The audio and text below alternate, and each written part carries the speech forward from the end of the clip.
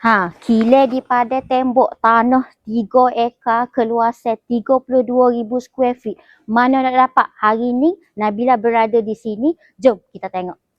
Gudang ni memang kita dah buka luah dah. Jadi memang kita akan dapat daripada hujung sampailah ke hujung sana.